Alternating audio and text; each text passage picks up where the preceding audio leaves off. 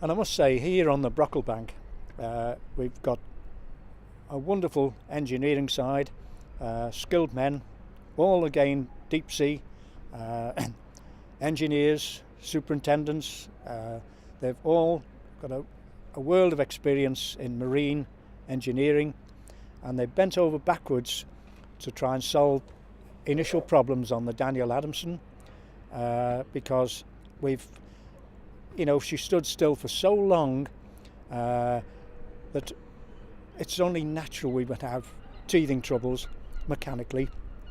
And the lads on here, everybody down has been good to her, and marine wise, it could be said that the Brocklebank lads have brought the Danny to life in some respects. I must add that going back over 12 years that she's existed before the lottery, a lot of volunteers have done a lot of work on that boat that was never seen by the public. The engine room was stripped completely by the engineering side of the Danny and rebuilt. Obviously the heavy steel work that we couldn't do has been done by Cameleards, but a lot of work, scaling, red oxiding, removing of tons and tons of vandalised rubbish, going back over the years. The earlier volunteers, long before my time, they've had a heart-rending sort of time trying to remove all the filth and the vandalism from when she was smashed in the boat museum. And for those people in particular, to see her now, it must warm the cockles of their heart, because she looks good. Brocklebank, likewise, when she retired, the lads on here brought her back to life. This particular boat class, she was one of about at least 12 identical, and she, as far as we know, she's the last one now. When she came out of service 24 years ago, she was taken over by the museum, and the then curator, Michael Summers, very interested. Apparently, I was told he bought the tug for preservation, and she's always had good volunteers. Sadly, some are no longer with us. Again, long before I joined her, captains and engineers. But yes, she's the last. This one is the last of the conventional ship handling tug, whereas the Daniel Adamson in her early days towed ships up the canal, but this one towed all kinds of large liners, cargo ships. She was never still. In her earlier days she will have worked 24 hours a day with two crews, the Mersey tugs, and the towing on the Mersey was totally different than towing on the ship canal. These tugs were very, very dangerous to work on, and if you had an inexperienced person handling the ropes, the same vessels could be turned over in seconds, never mind minutes. We've had numerous very serious accidents over the years of Mersey tugboats. One in particular, 60 years ago, turned over, took all the crew with her in seconds. Very dangerous job for rope snapping, taking limbs off. Many a man has lost an arm or a leg or been cut in two by these ropes snapping.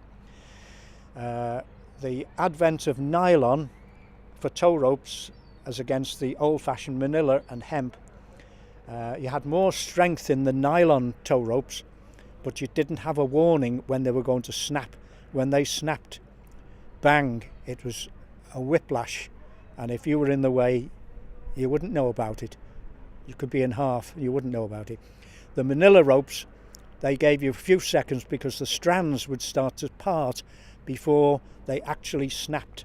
The tow rope in particular would give you time to duck and get your head below the tow bars, as we call them, or the tow bows. But the nylon was a vicious one. So you had to be on your guard all the time on these tugs, for yourself and the tug, and you worked as a team. A good skipper, good engineer, good deck crew, you all had to work together and to bring that tug safely home. Because if you happen to read any of the history of Mersey towage or towage round the country, you'll find the number of ships and tugs involved in serious accidents were unbelievable. Mostly capsizing, what they call girting.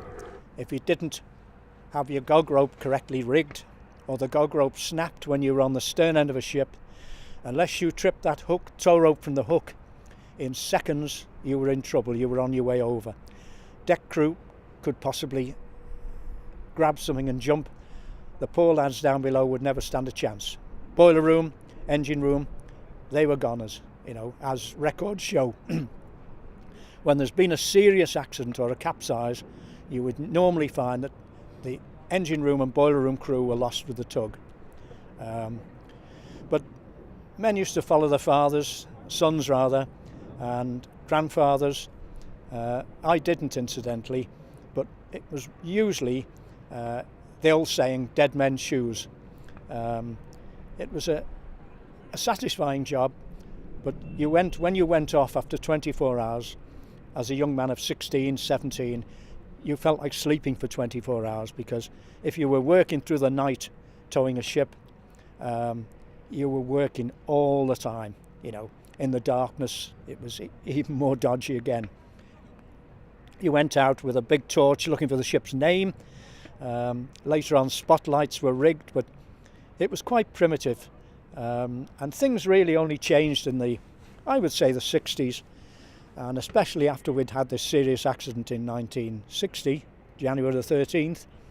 Then spotlights were rigged on most tugs, at least to try and give somebody a chance in the water.